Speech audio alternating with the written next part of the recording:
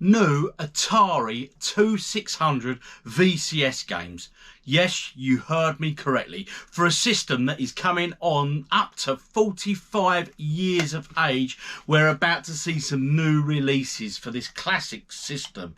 I mean, these are obviously the old original cartridges, but my God, what's going on? New games for the Atari 2600?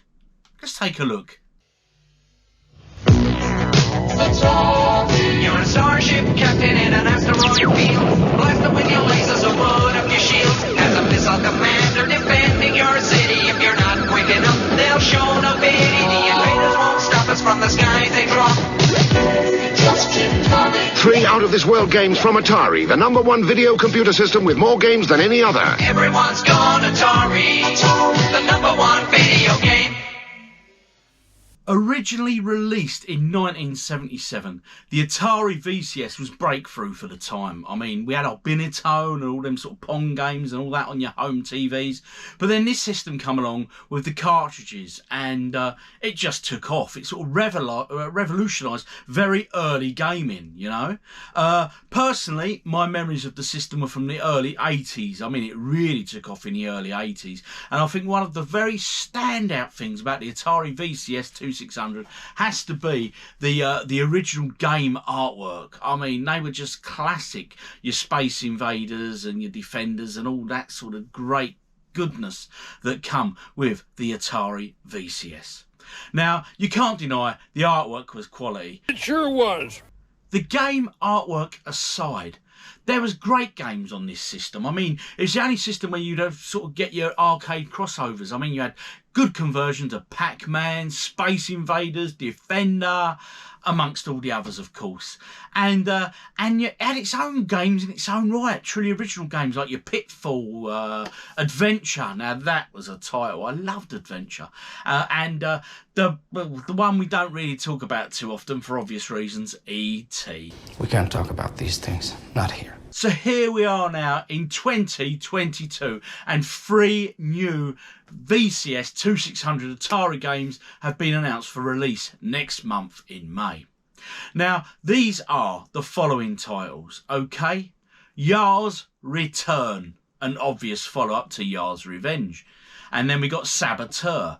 Not the Darrell software one that we all know from the ZX Spectrum, Commodore 64, Amstrad days. Mate, I've got to do a versus video on them. But a shoot-em-up type title.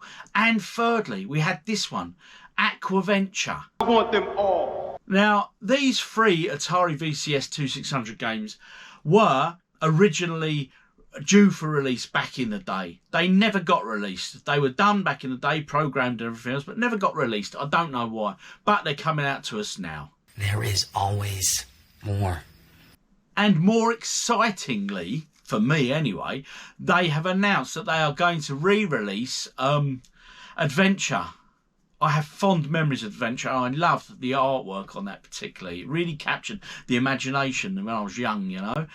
So I'm looking forward to that. I'll be watching that one closely. So now let's take a look at these 3 new games. First up, we got this here, which is Yars Return. Now, this is obviously a follow-up to Yars Revenge. It's very similar to the original Yar, okay?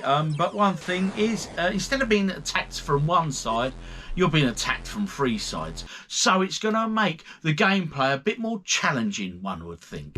I like a challenge.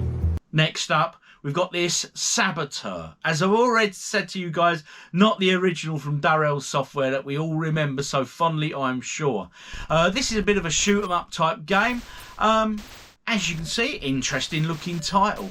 But the one thing that is standout for me on all 3 of these is the amazing artwork on all 3. The box cover artwork and the artwork on the cartridge are second to none. They really do pay homage back to the day when Atari were the kings of what they did. Oh, love the artwork. And the 3rd release is Aquaventure. Okay, an interesting looking game, and I personally think out of all the 3, this one probably looks the most fun to play. Alright, you gather treasure whilst avoiding sea creatures, and you have to keep your eye on the oxygen levels, of course.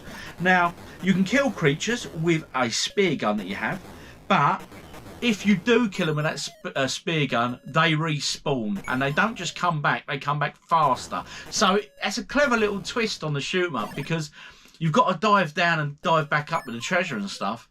But do you risk shooting them or not, or take that gamble, you know? So a nice little twist, I thought, on the games there. Nice twist. So how do you get your hands on these if it's your sort of thing? Before we get into it though, pricing. They come in 2 different packages. You get your basic package, which is your cartridge, instruction manual, and the cart itself. And they're retailing at $49.99. That's in dollars, all right? So I don't know if they're going to ship to the UK. And there's the second pack on each one of these, which is the collector's box, where you get the cartridge, obviously packaged like the one I just mentioned. But on top of that, you get like extended instruction books, I think. There's an enamel pin badge.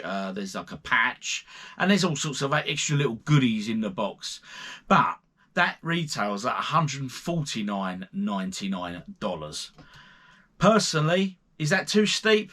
What do you guys think? Let me know in the comments. So where can you get them if you want to? Well, the website is www.AtariXP.com. So there's the website there, and there's the pricing and the summaries of overall. Okay. So now let me summarise for you guys. What does OGDuffy think about these games being released after so many years? I think it's interesting. The $49.99 is obviously the level, the entry level, and that's the level I would probably go at. These games are all brand new, they're unknown, and I think the one thing that really did sell it to me, if I was to invest in them, would be the artwork. I think it's really nice how they've sort of paid homage to the original Atari artwork, which was so great back in the day. It really was, and it was the one thing that really set them apart, was the artwork for the games, because you had to use a lot of your imagination, because games, let's be honest, were very, very basic. So that side of it I really do like. Would I buy them at that price? Probably not. If I saw them second hand a few years from now for £20-30, I might be tempted. But let's be honest, these are just collector's pieces. The guys that will be going in for these will just be your collectors anyway, and rightly so. I think they're nice little things. I would be tempted, I don't know. I think 50 quid is what I'm guessing they'd retail out here. Personally, think that's a bit steep.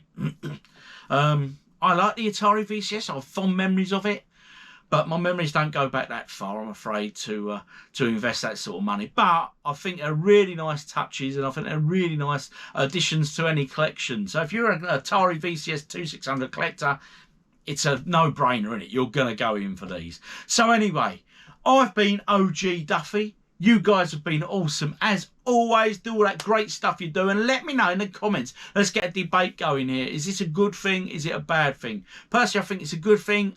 I think it's a bit outpriced for me personally, because I'm not a huge VCS collector.